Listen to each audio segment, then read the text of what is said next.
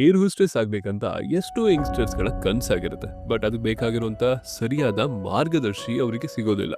Especially ಯಾರಿಗೆಲ್ಲ travelling, hospitality ಹಾಗೂ customer service ಅಲ್ಲಿ ಇಂಟ್ರೆಸ್ಟ್ ಇದೆ, ಅವರಿಗೆ ಈ ಫೀಲ್ಡ್ ತುಂಬಾ ಸೂಕ್ತವಾಗಿರುತ್ತೆ.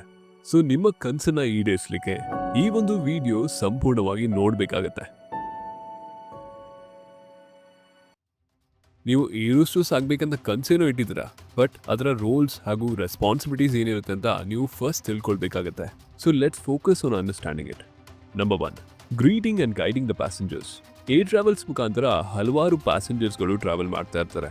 ಬಟ್ ಎಷ್ಟು ಜನರಿಗೆ ಕೆಲವೊಂದು ಇನ್ಫಾರ್ಮೇಶನ್ಸ್ಗಳು ಕ್ಲಿಯರ್ ಆಗಿ ಗೊತ್ತಿರೋದಿಲ್ಲ. ಅದನ್ನ ಪ್ರಾಪರ್ ವೇ ಆಗಿ ಗೈಡ್ ಮಾಡೋದೇ ಏರ್ ಹೋಸ್ಟೆಸ್ ಆಗಿರ್ತಾರೆ. Number 2, ensuring the safety procedures are followed. ನೀವು ಏರ್ ಟ್ರಾವೆಲ್ ಮಾಡ್ತಾ ಇರುವಾಗ ಸೇಫ್ಟಿ ಪ್ರೋಟೋಕಾಲ್ಸ್ ತುಂಬ ಪ್ರಾಮುಖ್ಯತೆ ಹೊಂದಿರುತ್ತೆ. ಪ್ಯಾಸೆಂಜರ್ಸ್ಗೆ ಬೇಕಾಗಿರುವಂಥ ಪ್ರತಿಯೊಂದು ಸೇಫ್ಟಿ ಗೈಡ್ಲೈನ್ಸ್ಗಳನ್ನು ಒಂದು ಮ್ಯಾನ್ಯುಯಲ್ ಮುಖಾಂತರ ಕೊಟ್ಟಿರ್ತಾರೆ. ಹಾಗೆ ಏರ್ ಹೋಸ್ಟೆಸ್ಗಳು ಪ್ಯಾಸೆಂಜರ್ಸ್ಗಳನ್ನು ಏರ್ಕ್ರಾಫ್ಟ್ ಟೇಕ್ ಆಫ್ ಆಗೋಕ್ಕಿಂತ ಮುಂಚೆ ಪ್ರೆಪ್ ಮಾಡ್ತಾರೆ, ಅಂದರೆ ಪ್ರಾಪರ್ ಗೈಡೆನ್ಸ್ನ ಕೊಡ್ತಾರೆ. Number 3, serving food and beverages. ಏರ್ಲೈನ್ಸ್ಗಳಲ್ಲಿ ಕೂಡ ಫುಡ್ಡನ್ನು ಸರ್ವ್ ಮಾಡ್ತಾರೆ. ನಿಮಗೆ ಬೇಕಾಗಿರುವಂಥ ಫುಡ್ಗಳನ್ನು ನೀವು ಪರ್ಚೇಸ್ ಕೂಡ ಮಾಡ್ಬೋದು. ಈ ಫುಡ್ಡನ್ನು ನಿಮಗೆ ಸರ್ವ್ ಮಾಡುವಂಥ ಪ್ರಾಸೆಸ್ ಏರ್ ಹೋಸ್ಟೆಸ್ ಕೈಗೊಳ್ತಾರೆ. Number 4, assisting the passengers in emergency. Emergency ಪ್ರೋಟೋಕಾಲ್ಸ್ಗಳನ್ನು ಮಾತ್ರ ಅವರು ನಿಮಗೆ ತಲುಪಿಸೋದಿಲ್ಲ. ಯಾವುದೇ ರೀತಿಯಾದಂಥ ಎಮರ್ಜೆನ್ಸಿ ಸಿಚುವೇಶನ್ ಬಂದಲ್ಲಿ ನಿಮ್ಮನ್ನ ಮೊದಲು ಅವರು ಪಾರ್ ಮಾಡ್ತಾರೆ. ಆನಂತರ ಕೊನೆಯಲ್ಲಿ ತಮ್ಮ ಪ್ರಾಣವನ್ನು ಉಳಿಸ್ಕೊಳ್ಳಿಕ್ಕೆ ನೋಡ್ಕೊಳ್ತಾರೆ. Number 5, representing the airlines image. ಪ್ರತಿಯೊಂದು ಏರ್ ಹೋಸ್ಟೆಸ್ ಒಂದು ಏರ್ಲೈನ್ ಸಂಸ್ಥೆಯ ಮುಖವಾಗಿರ್ತಾರೆ. ಅವರು ಏರ್ಲೈನ್ ಸಂಸ್ಥೆಯನ್ನ ಪ್ರತಿಬಿಂಬಿಸ್ತಾರೆ. ಸೊ ಅವರು ತಗೊಳ್ಳುವಂಥ ಪ್ರತಿಯೊಂದು ಆಕ್ಷನ್ಸ್ಗಳು ಒಂದು ಏರ್ಲೈನ್ ಸಂಸ್ಥೆಯ ಮೇಲೆ ಪ್ರಭಾವವನ್ನು ಬೀರುತ್ತೆ. ಸೊ ಏರ್ ಹೋಸ್ಟೆಸ್ ಅನ್ನೋದು ಒಂದು ರೆಸ್ಪಾನ್ಸಿಬಲ್ ಜಾಬ್ ಆಗಿರುತ್ತೆ. ಹಾಗೆ ಪ್ಯಾಸೆಂಜರ್ಸ್ಗಳು ಅವರ ಜೊತೆಗೆ ಮಿಸ್ಬಿಹೇವ್ ಮಾಡೋದು ತುಂಬ ದೊಡ್ಡ ತಪ್ಪಾಗುತ್ತೆ.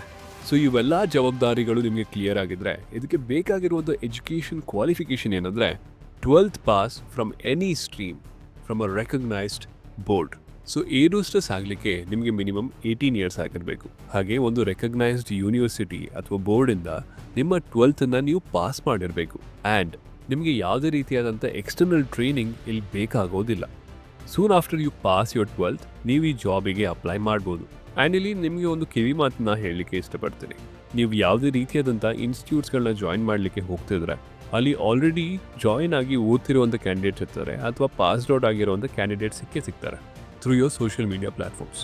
ಅವರನ್ನ ಮೊದಲು ರೀಚ್ ಔಟ್ ಮಾಡ್ಕೊಳ್ಳಿ. ಅವ್ರ ಬಳಿ ನಿಮ್ಮ ಎಕ್ಸ್ಪೀರಿಯನ್ಸ್ ಹೇಗಿತ್ತು ಅಂತ ಕೇಳಿ. ಹಾಗೆ ಅವ್ರು ಕೊಟ್ಟಿರುವಂಥ 1 ಇಯರ್ ಅಥವಾ 6 months ಆ ಟೈಮ್ ಪೀರಿಯಡ್ ಅವರಿಗೆ ವರ್ತ್ ಇಟ್ಟಾ ಅಲ್ವಾ ಅಂತ ಕೇಳ್ಕೊಳ್ಳಿ. ನೀವಲ್ಲಿ ಇನ್ವೆಸ್ಟ್ ಮಾಡುವಂಥ ಪ್ರತಿಯೊಂದು ದುಡ್ಡು ಹಾಗೆ ನಿಮ್ಮ ಟೈಮ್ ತುಂಬ ಪ್ರಾಮುಖ್ಯತೆ ಹೊಂದಿರುತ್ತೆ. ಅದನ್ನು ಸುಮ್ಮನೆ ಯಾವುದೋ ಒಂದು ಸರ್ಟಿಫಿಕೇಷನ್ಗೋಸ್ಕರ ಅಥವಾ ಎಕ್ಸ್ಪೀರಿಯನ್ಸ್ಗೋಸ್ಕರ ಮಾಡಬೇಡಿ. ನಿಮಗೆ ರಿಯಲಿ ಅದರ ಅಗತ್ಯವಿದೆಯಾ ಇಲ್ವಾ ಅಂತ ಕ್ಲಾರಿಟಿ ಹೊಂದ್ಕೊಳ್ಳಿ. ಏರ್ ಹೋಸ್ಟೆಸ್ ಆಗಲಿಕ್ಕೆ ಬೇಕಾಗಿರುವಂಥ ಎಲಿಜಿಬಿಲಿಟಿ ಕ್ರೈಟೀರಿಯಾ ಏನಂದರೆ ನಿಮ್ಮ ಏಜ್ ಗ್ರೂಪ್ 18 to 27 ಆಗಿರಬೇಕು. It also depends on the airlines. ನಿಮ್ಮ height for the male somewhere 170 centimetre ಆಗಿರಬೇಕು. ಹಾಗೆ ಫೀಮೇಲ್ಸಿಗೆ 155 ಸೆಂಟಿಮೀಟರ್ ಆಗಿರಬೇಕು.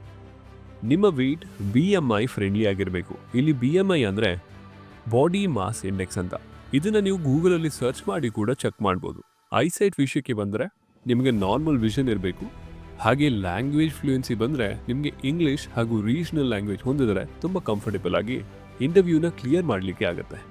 ಎಷ್ಟೋ ಜನರಿಗೆ ಈ ಏರ್ಲೈನ್ಸ್ಗಳಿಗೆ ಅಪ್ಲೈ ಮಾಡೋದು ಹೇಗೆ ಅಂತ ಗೊತ್ತಿರೋದಿಲ್ಲ. ಫಸ್ಟ್ ಆ್ಯಂಡ್ ಫಾರ್ಮೋಸ್ಟ್ ನಿಮ್ಗೆ ಗೊತ್ತಿರುವಂಥ ಎಲ್ಲ ಏರ್ಲೈನ್ಸ್ಗಳ ಸೋಷಿಯಲ್ ಮೀಡಿಯಾ ಪ್ಲ್ಯಾಟ್ಫಾರ್ಮ್ಸ್ಗಳನ್ನು ಫಾಲೋ ಮಾಡೋಕ್ಕೆ ಶುರು ಮಾಡಿ. Again a reminder, official social media pages. ಅಲ್ಲಿ ಯಾವುದೇ ರೀತಿಯಾದಂಥ ಹೈರಿಂಗ್ ಪ್ರೊಸೆಸ್ ನಡೀತಿದ್ರೆ ಅಲ್ಲಿ ಪೋಸ್ಟ್ ಮಾಡೇ ಮಾಡ್ತಾರೆ. ಸೆಕೆಂಡ್ಲಿ, ಏರ್ಲೈನ್ ಸಂಸ್ಥೆಗಳ ಅಫಿಷಿಯಲ್ ವೆಬ್ಸೈಟ್ಸ್ಗಳನ್ನು ಚೆಕ್ಔಟ್ ಮಾಡಿ. ಅಲ್ಲಿ ಕರಿಯರ್ ಆಪ್ಷನ್ಸ್ ಅಂತ ಇರುತ್ತೆ. ಆಲ್ಮೋಸ್ಟ್ ಎಲ್ಲ ಏರ್ಲೈನ್ಸ್ಗಳು ಮೆಟ್ರೋಪಾಲಿಟನ್ ಸಿಟೀಸ್ಗಳಲ್ಲಿ ಹೈರಿಂಗ್ ಮಾಡೇ ಮಾಡ್ತಾರೆ. ಹಾಗೆ ಟೈರ್ 2 ಸಿಟೀಸಲ್ಲಿ ಕೂಡ ಹೈರಿಂಗ್ ಮಾಡ್ತಾರೆ. So you need to be aware and alert for the hiring process. And one more thing, ಯಾವುದೇ ರೀತಿಯಾದಂಥ ಸ್ಕ್ಯಾಮ್ಸ್ಗಳಿಗೆ ಒಳಗಾಗಬೇಡಿ. ಈ ಸ್ಕ್ಯಾಮ್ಸ್ ಹೇಗೆ ನಡೆಯುತ್ತಂದರೆ, ನೀವೊಂದು ಅನ್ಅಫಿಷಿಯಲ್ ವೆಬ್ಸೈಟ್ಸ್ಗಳಿಂದ ನಿಮ್ಮ ಮೇಲ್ ID ಅಥವಾ ಫೋನ್ ನಂಬರ್ಸ್ ಅಥವಾ ಡೀಟೇಲ್ಸ್ಗಳನ್ನ ಕೊಟ್ಟಿರ್ತೀರ.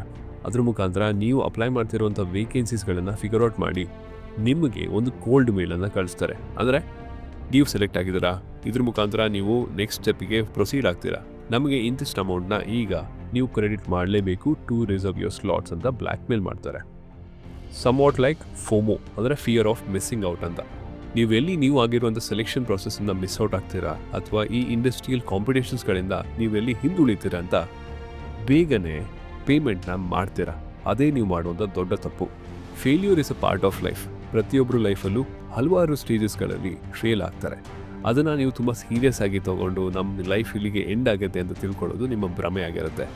ಒಂದು ಏರ್ಲೈನ್ಸ್ ಹೋದರೆ ಇನ್ನೊಂದು ಏರ್ಲೈನ್ಸ್ ನಿಮಗೋಸ್ಕರ ಕಾಯ್ತಾ ಇರುತ್ತೆ. ಅದಕ್ಕೆ ನಿಮಗೆ ಬೇಕಾಗೋದೇ patience.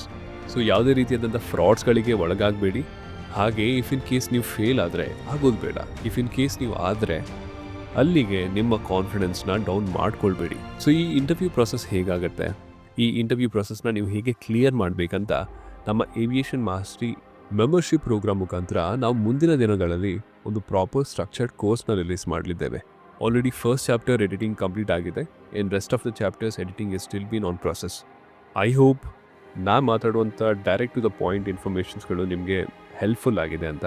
If in case helpful ಆಗಿದ್ರೆ ಚಾನಲ್ನ ಸಬ್ಸ್ಕ್ರೈಬ್ ಮಾಡ್ಕೊಳ್ಳೋದನ್ನ ಮರಿಬೇಡಿ. ಹಾಗೆ ಏರೋಸ್ಪೇಸ್ಗಳ ಟ್ರೈನಿಂಗ್ ಹೇಗೆ ನಡೆಯುತ್ತೆ ಅಂತ ನಿಮಗೆ ಡೌಟ್ ಇದ್ದರೆ ಈ ವಿಡಿಯೋ ನಾನು ನಿಮಗೆ ರೆಕಮೆಂಡ್ ಮಾಡ್ತೀನಿ.